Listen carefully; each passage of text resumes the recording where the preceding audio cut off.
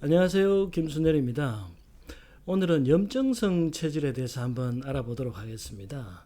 이 염증이라는 것은 인간의 모든 질병이 시작될 때 염증에서부터 출발을 하게 되는 것이거든요. 우리가 가깝게는 감기에 걸려서 삼기도 질환이 생겼을 때 기침을 한다든지 콧물이 난다든지 하는 것들이 모두 염증 때문에 발생하는 것이고, 또 뭐 대장염이나 간염 혹은 결막염 같은 것도 전부 염증에서 시작을 하게 되고요. 이 근육에 담이 결리는 것도 근막에 염증이 생기는 것입니다. 또 두통이라든지 어지럼증 같은 경우도 대개 뇌신경의 어떤 미세한 염증이나 모세혈관의 혈관염 같은 것들에 의해서 발생하게 됩니다. 그러한 염증은 이제 통증이나 발열 등을 일으키게 되고, 또 우리가 이제 고름이 나오는 그런 질환으로 발전하기도 하고, 또 이러한 염증들이 계속 반복적으로 발생하다 보면 암으로까지 진행을 하게 되는 것입니다. 그래서 이러한 염증이 모든 질병의 근원이다 이렇게 말씀드릴 수가 있고, 이러한 염증이 반복적으로 잘 생기는 사람을 염증성 체질이라고 합니다. 우리 몸은 60조 개의 세포로 이루어져 있는데요. 정자와 난자가 만나서 수정란을 이루고, 이 하나의 수정란이 분열하면서 우리가 태어날 때 한 3에서 4조 개 정도의 세포까지 분열을 하게 되고, 또 세포 분열을 통해서 세포 숫자가 계속 늘어남에 따라 60조 개 정도가 되면 성인에 이르게 됩니다. 이렇게 많은 세포들로 이루어진 생명체를 다세포 생물체라고 하는데요.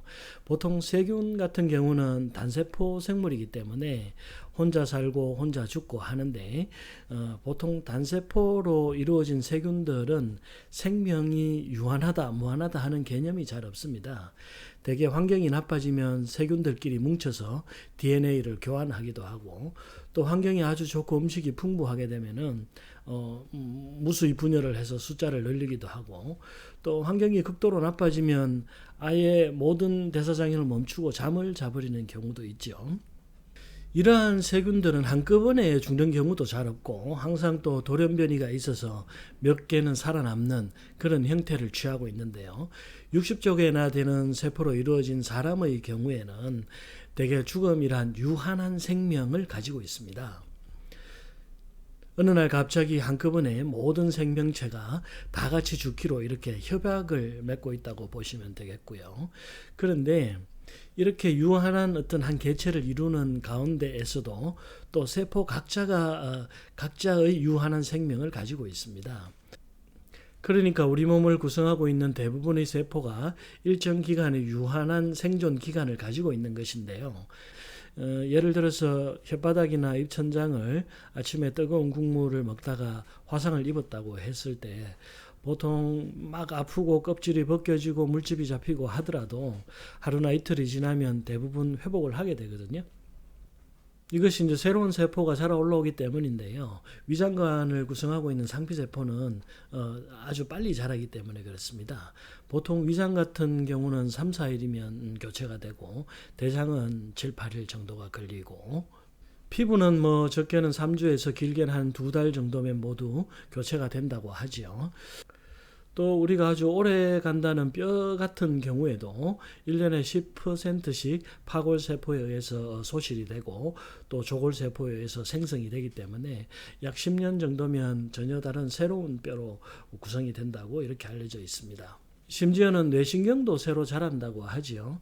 또 면역세포 같은 경우는 하루밖에 안 되는 생명력을 가진 세포도 있고, 또 평생을 가는 세포도 있다고 알려져 있습니다. 이렇게 유한한 생명을 가진 세포들이 죽는 방식은 두 가지가 있습니다. 첫째는 이제 세포 자연사라고 하는데요. 이 세포 자연사는 DNA에 프로그램된 대로 세포가 죽어서 없어지는 것입니다. 수명이 다한 세포가 저절로 없어지고 새로 자란 새로운 세포에 그 자리를 내어주는 그러한 방식인데요. 이러한 세포 자연사는 손상에 의해서 세포가 교체되는 염증 반응과는 달리 염증이 전혀 일어나지 않고 저절로 녹아서 없어지게 됩니다. 주로 P53이라는 DNA가 관여를 많이 하게 되는데, 예를 들어서 우리가 태아기에 엄마 뱃속에 있을 때는 손가락과 손가락 사이에 물갈기가 있고 또 꼬리도 일부 발생을 하죠. 그런데 태어나면서 그것들이 전부 없어진단 말이에요. 그렇게 없어지는 과정이 세포 자연사입니다. 이 불필요한 것들을 신체 내부에서 자연적으로 녹여서 없애고 그것을 또 재활용하게 됩니다. 보통 염증 반응은 세포막에서부터 일어납니다. 외부에서 세균이나 바이러스가 들어온다든지 물리적인 충격에 의해서 손상을 입었다든지 하게 되면 세포막에 손상이 일어나게 되고, 세포막에 손상이 일어나면 세포가 정상적인 삶을 유지할 수가 없거든요. 그래서 염증 반응을 일으키고 세포가 파괴되는 과정을 거치게 됩니다. 특징적으로 바이러스 같은 경우에는 세포 내로 침입을 하기 때문에 바이러스가 너무 정식을 많이 한다든지 혹은 정식 과정에서 세포 내 구조물이 파괴가 되면 염증 반응을 또 일으키게 되고, 혹은 감염된 세포를 우리 몸의 정상적인 백혈구가 찾아내서 감시하는 과정에서 파괴할 때 또 염증 반응이 일어나게 됩니다. 이렇게 세포를 파괴하는 과정에는 우리 몸의 백혈구들이 작용을 하게 되는데요. 백혈구의 임무는 크게 두 가지로 볼 수가 있습니다. 첫째는 외부에서 들어오는 침입자를 감시하는 작용이 있고, 두 번째는 우리 몸 내부의 어떤 세포 분열을 감시하는 과정을 거치게 되거든요. 그러니까 외부에서 들어온 침입자를 막아서 없애줘야 되고, 내부에서 세포 분열이 계속 일어날 때 혹시나 DNA의 변성이나 오류가 축적이 돼서 발생할 수 있는 암세포의 형성을 감시하게 됩니다. 또 암세포가 형성되는 것을 파괴하는 것이 주 임무가 되죠. 이러한 백혈구는 크게 과립구와 림프구의 두 종류로 나뉘게 되는데요. 이 과립구는 보통 비특이적 반응을 하게 됩니다. 무슨 말인가 하면 내 몸에 해로운 모든 것을 없앤다는 말입니다. 우리 몸 세포들은 전부 이 깃발을 가지고 있거든요. 나는 김순열이라고 쓰여진 깃발, 대한민국 사람이면 태극기, 미국 사람이면 성조기 같은 그런 깃발을 가지고 있어서 이 깃발을 가지지 않은 모든 세포를 파괴하게 됩니다. 외부에서 들어온 어떤 침입 세포들은 그런 깃발이 없겠죠. 그것이 바로 바이러스나 세균, 독소, 꽃가루 같은 이물질들, 항원이라고 부르는데 그런 것들을 우리 백혈구가 파괴를 하게 됩니다. 대신 림프구는 이 특이적 반응을 하게 됩니다. 이것이 무슨 말인가 하면 어떤 특정한 목표가 있다는 것을 뜻합니다. 전에 한번 우리 몸에 들어와서 손상을 일으킨 어떤 물질이라든지 혹은 과립구 같은 백혈구가 잡아먹고 이놈은 나쁜 놈이야 라고 표시를 해둔 어떤 신호가 있는 특징이 있는 그런 이물질이나 항원들을 잡아먹는 반응을 하게 됩니다. 그래서 림프구가 작용을 하는 경우에는 대개 전에 한번 경험했던 어떤 외부 침입자에 대한 반응으로 일어나는 경우가 많습니다.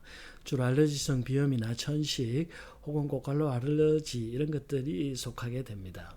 또 B형 간염이나 천연두 같은 경우에는 한번 항체가 생기면 다음번에는 감염이 되지 않거든요. 이것이 이제 면역의 기억 능력이고 림프구의 작용이라고 보시면 되겠습니다. 보통 세균이나 바이러스, 독소가 체내에 침입했을 때 제일 먼저 출동하는 것이 과립구가 되겠고요. 림프구는 보통 어떤 사후 반응에 나타나는 경우가 많습니다. 그런데 이런 어떤 외부 침입자 없이도 과립구가 증가하는 경우가 있습니다. 그것이 바로 자율신경의 기능 이상에 의해서 발생하는 경우가 되는데요. 보통 교감신경의 과잉흥분에 의해서, 교감신경의 과항진에 의해서 발생하게 됩니다. 스트레스나 긴장이 이제 교감신경을 과흥분시키게 되고, 이 스트레스나 긴장이 교감신경을 과흥분시키면 혈액의 순환 경로가 바뀌게 됩니다. 그리고 백혈구의 비율도 영향을 받게 되고요.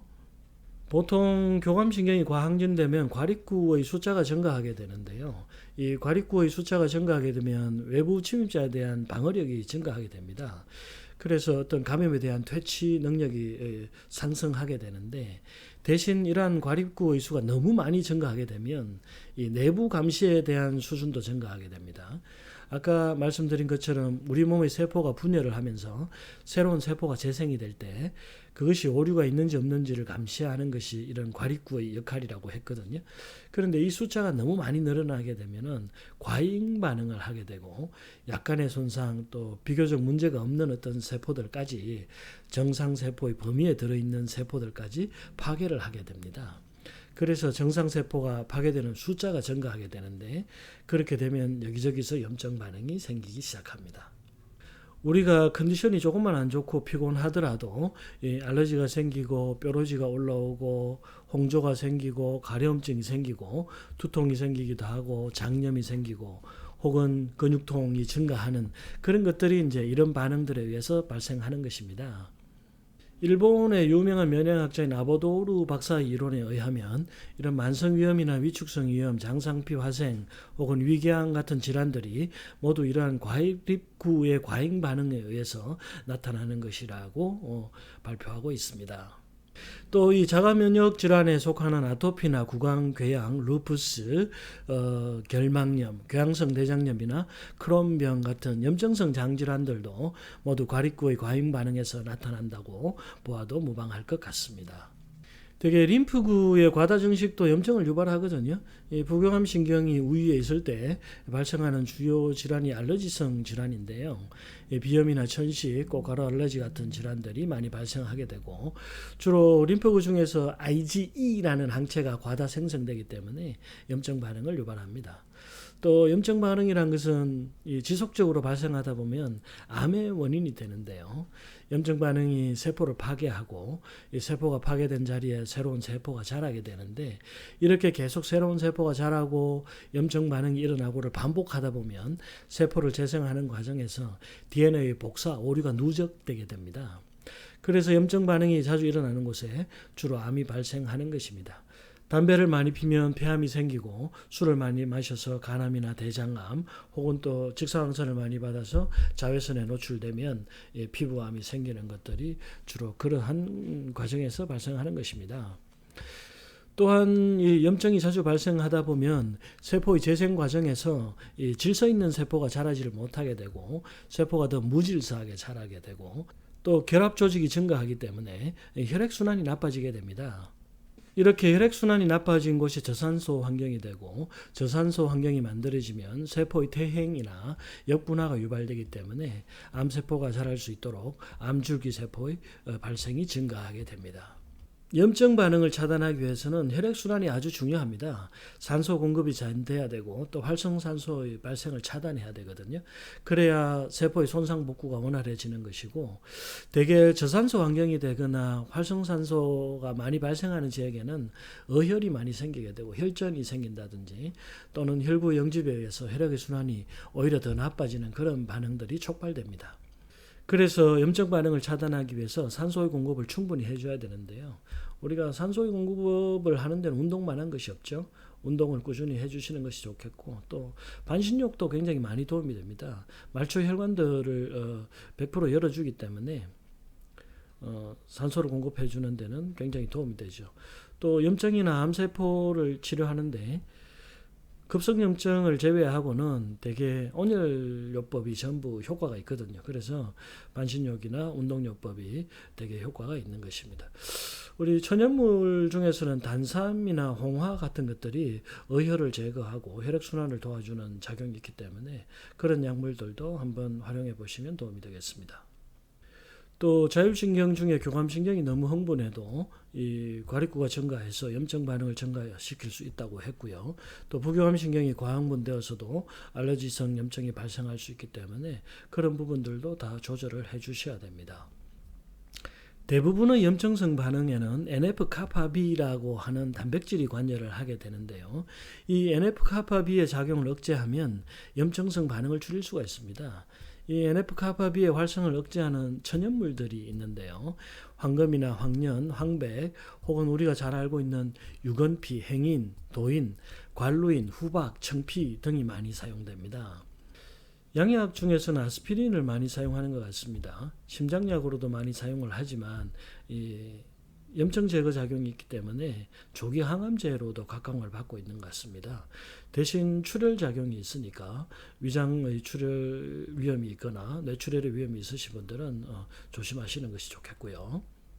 대개 천연물을 사용할 때는 이 폐의 염증에는 행인을 많이 쓰게 되고, 대장의 염증에는 도인을 많이 쓰게 되고, 간의 염증에는 관료인을 많이 쓰게 되겠는데요.